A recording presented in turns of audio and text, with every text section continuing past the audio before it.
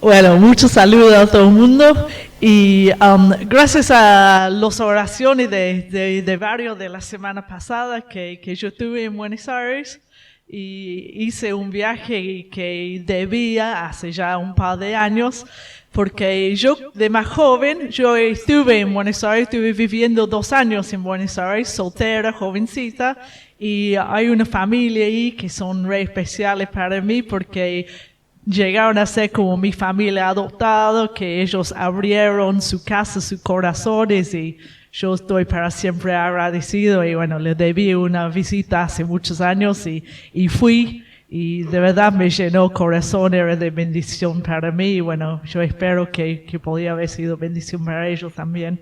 Así era un tiempo lindo y gracias por sus oraciones. Y bueno, y felicito a los chicos por la reunión de jóvenes también, que me gusta el trabajo que está haciendo, es muy importante, muy especial también.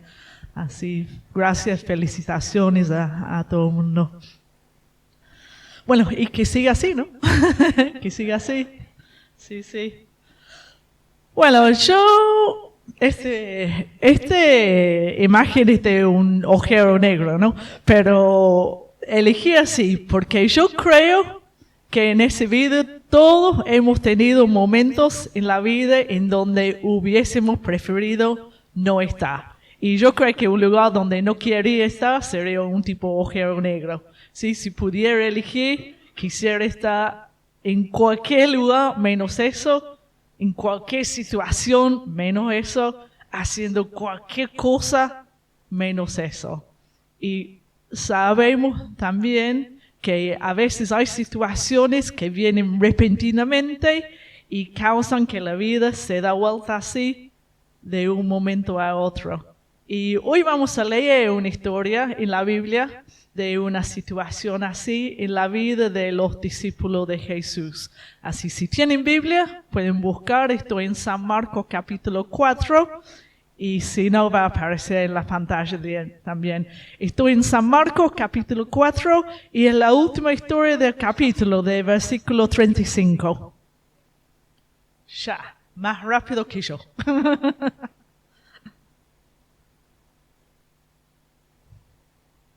Sí, 4:35. Veo que la mayoría están llegando. Está en el Nuevo Testamento. Sí, tenemos Mateo y Marcos. Sí, sí. Eso, Marcos 4. Estamos. Dice así: ese día, al anochecer, Jesús les dijo a sus discípulos: crucemos al otro lado. Dejaron a la multitud y se fueron con él en la barca donde estaba. También lo acompañaban otras barcas. Se desató entonces una fuerte tormenta y las olas azotaban la barca, tanta que ya comenzaba a inundarse. Jesús, mientras tanto, estaba en la popa, durmiendo sobre un cabezal. Así que los discípulos lo despertaron. ¡Maestro!, gritaron, ¿no te importa que nos ahoguemos? Él se levantó, reprendió el viento y ordenó al mar: silencio, cálmate. El viento se calmó y todo quedó completamente tranquilo. Amén. ¿Por qué tenían tanto miedo?, dijo a sus discípulos. ¿Todavía no tenían fe? Ellos estaban espantados y se decían unos a otros: ¿quién es este que hasta el viento y el mar le obedecen? Esa es la pregunta de $1,000,000, ¿no? ¿Quién es este Jesús que hasta el viento y el mar le obedecieron? Pero antes de eso, vamos a empezar al principio. Versículo 35 empieza con las palabras: ese día. Así tenemos que preguntar, ¿qué día? En realidad, ese día había sido un día largo en la vida de Jesús. Si miramos al principio del capítulo, la próxima. Oh, Martín se quedó. No, había que seguir el pasaje. Eso, quedó ahí. Ok.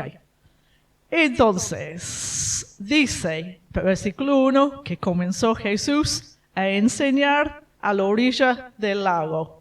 Y si leemos todo el capítulo 4, que no vamos a hacer ahora, verían que Jesús pasó todo ese día ahí en ese lugar enseñando. Y la gente venía a escuchar. Hasta en fin hubo tantas personas alrededor que Jesús se subió a una barca para que lo pudieran ver y oír.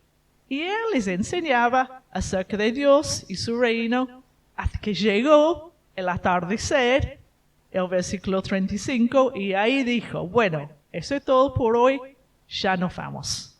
Y dice 36 que dejaron a la multitud y los discípulos se fueron con él en la barca donde estaba y se pusieron a cruzar el lago. Aquí vamos a respirar un poco. Hacemos una pequeña paréntesis con una clase de geografía. Viste, aquí está completo, ¿no? Aquí tenemos esta clase de geografía. El lago es un lago real. Todavía existe en el día de hoy. En la Biblia le suele nombrar como Mar de Galilea. No es mar, es agua dulce, pero es un lago grande. Es el lago más grande del país de Israel. No es tan grande como nuestra mar chiquita aquí cerca, pero sí tiene unos 20 kilómetros de ancho. Y podemos imaginar que en los tiempos pasados, para la gente de aquel tiempo, con su barquita de madera a remo, hubiese parecido como un mar de verdad, porque 21 kilómetros es bastante, ¿no? Ese lago también tiene otra particularidad que vamos a ver en la próxima. Eso es el lago hoy. Se ven los edificios modernos, el lago ahí. Y este lago está rodeado de montañas. ¿Qué pasa aquí? ¿Uno más?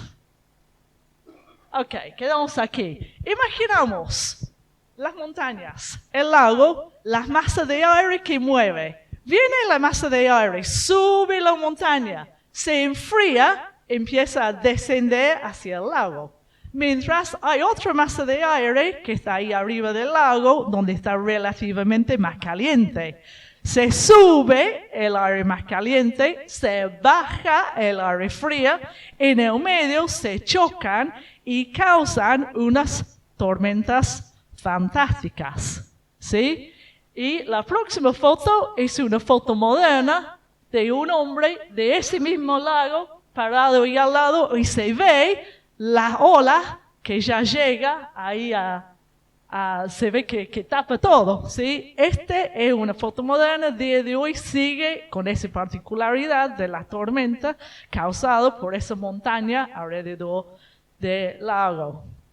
Así, y a mí me parece que estos detalles son importantes. ¿Por qué? Porque cuando hablamos de la Biblia, muchas veces le tratamos de un libro espiritual, que es, pero a la vez es bueno acordarnos que está llena de historias reales, de gente real en un mundo real, y yo creo que es bueno acordar de eso porque así podemos tratar de ponernos en el lugar de estas personas que estaban ahí con Jesús y experimentando lo que sucedía ahí.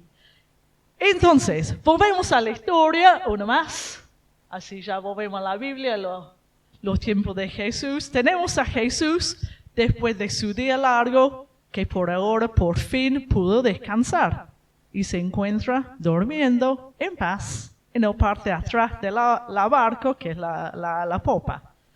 ¿Por qué puede descansar? Porque ahora está en manos de sus discípulos. ¿Qué sabemos importante de estos discípulos? Eran pescadores. ¿Sí? De los 12 discípulos, por lo menos unos 4 o 5 de ellos eran pescadores. Trabajaban aquí en ese lago, con sus barcas todos los días. Muy probablemente la barca en que se encuentran ahora pertenecía a uno de ellos. Conocían a cada rincón de este lago como su propia casa. Por eso Jesús puede descansar en paz. Confiaba en sus amigos, sí, amén. Porque sabía Jesús sabía que para este viaje no podría estar en mejores manos. Pero, versículo 37, que dice, se desató una fuerte tormenta y las olas azotaban la barca tanto que ya comenzaba a inundarse. Uno más, ahí estamos. Muy bien.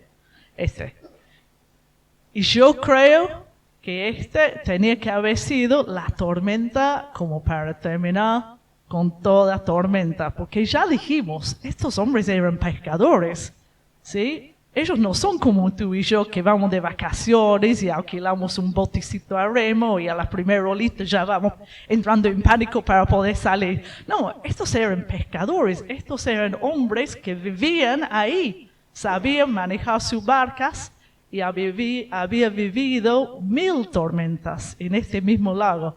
Y sin embargo, temaban por sus vidas. ¿Sí? Tenemos que entender que es una tormenta de toda tormenta.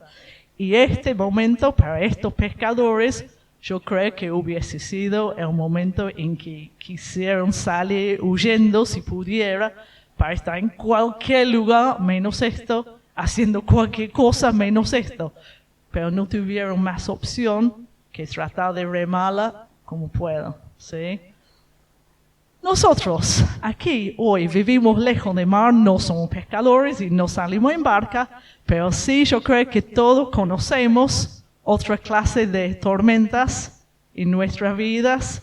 Sí, hemos vivido horas, días, semanas, hasta meses que queríamos salir de ahí y sabemos que muchas veces no tenemos opción más que remarla como pueda, ¿sí?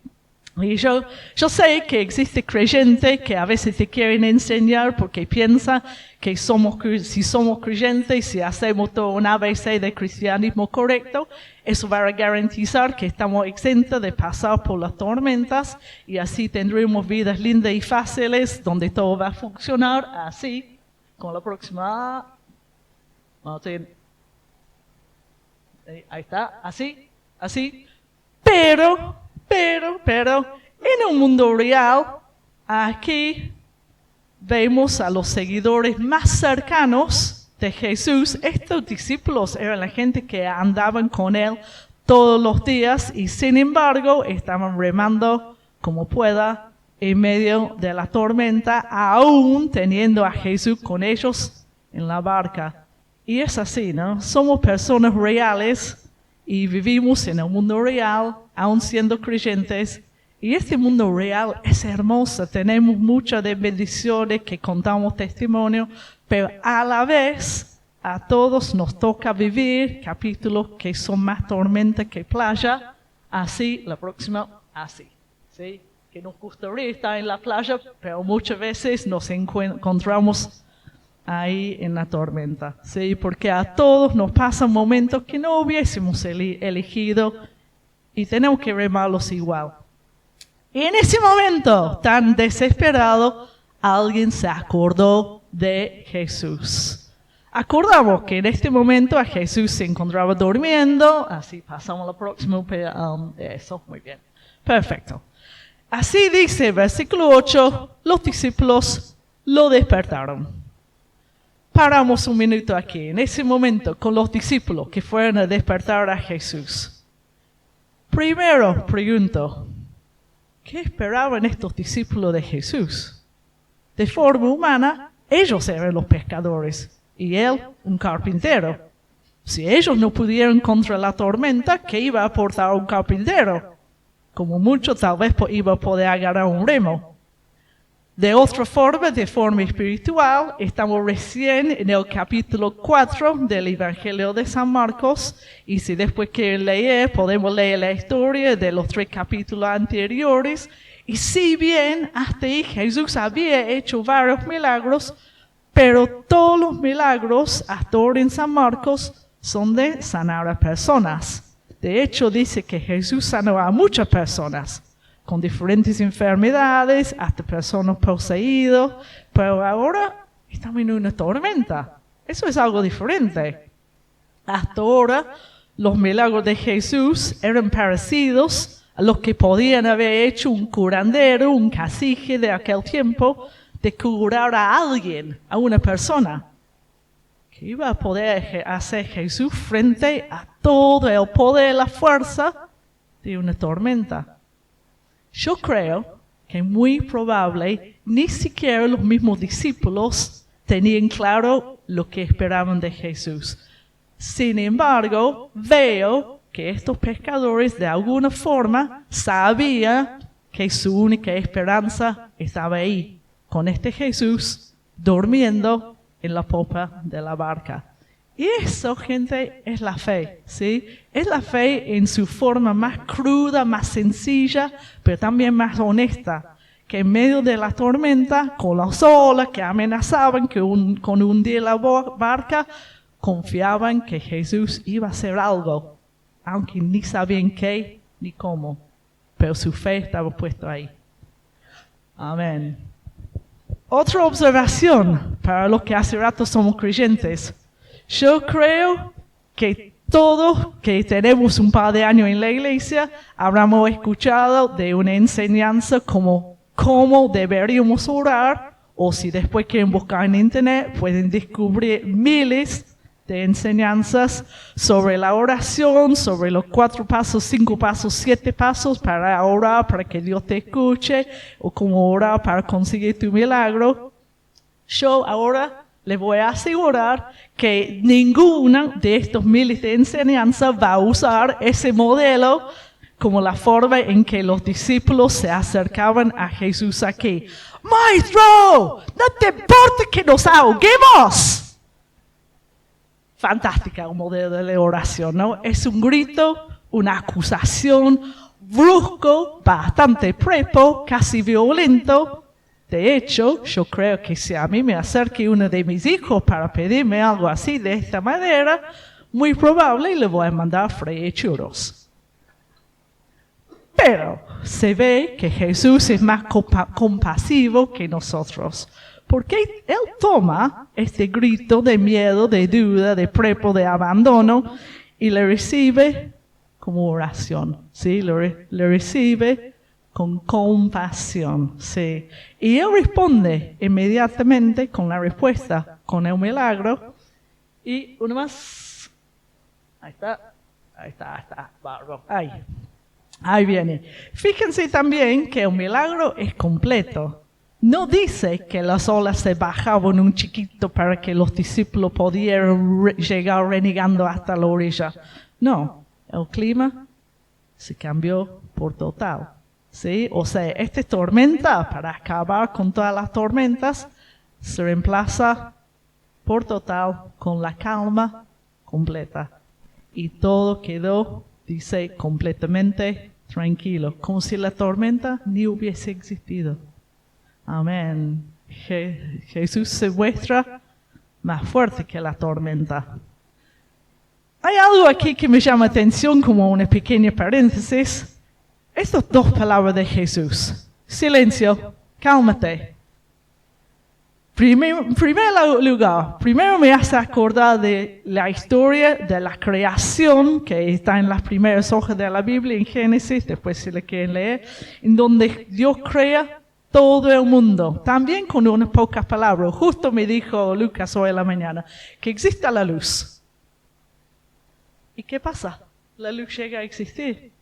Estas pocas palabras son suficientes para que la luz llegara a existir. Y aquí también Jesús muestra su poder real, su autoridad sobre la creación a través de 2 palabras. ¿Sí? Y eso también lo veo como algo que se repite y muchos de los milagros de Jesús escritos aquí en la Biblia. Por ejemplo, si después quieren seguir leyendo, en Marcos 5, ¿sí? Jesús va a sanar a una nena, también con 2 palabras. Dice en arameo, dice talitha cum, 2 palabras. Quieren decir, nenita, levántate. Y en las iglesias, más que nada yo creo en la iglesia grande, que yo he visitado en varias iglesias grandes, hay modas que van y vienen.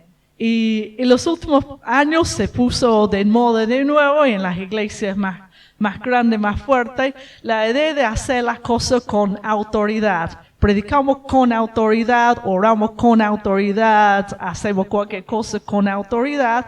Y muchas veces ese con autoridad quiere decir con alto volumen y con muchas palabras, que termina siendo más espectáculo que autoridad. Y la gente dice amén porque nos enganchamos con la emoción del show. Pero yo creo que cuando Jesús actúa con autoridad, no necesita show. Y cuando Él toma autoridad, no necesita más que 2 palabras para sujetar toda una tormenta. ¿Sí? Él habla, la creación le obedece. Amén. Y para los discípulos, ahora ya pasó la crisis. Y ahora viene el momento de la verdad, de las enseñanzas y de las grandes preguntas. Entonces, versículo 40, hacemos uno más. Muy bien. Dice, Jesús le pregunta, ¿por qué tienen tanto miedo? Dijo Jesús a sus discípulos. ¿Todavía no tienen fe? Y 41, ellos estaban espantados y se decían unos a otros, ¿quién es este que hace el viento y el mar le obedecen? Y como dije al principio, eso es la pregunta de $1 millón. Los discípulos sí tenían fe suficiente para buscar a Jesús para que hiciera algo. Pero cuando lo hizo, se quedaron aterrorizados, espantados. O sea, sí, algo creyeron. Y cuando vieron a Dios actuar en la vida real, tenían más miedo de Jesús que de la misma tormenta. Sí, es así. Hasta ahora podrían haber entendido a Jesús como maestro, como profeta, como un curandero religioso, aunque sea.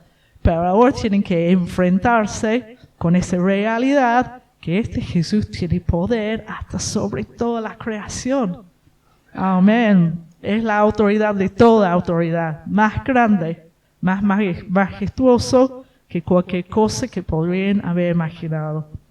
Siendo esta misma personita que hace unos minutos estaba durmiendo aquí, en la barca, al lado de ellos.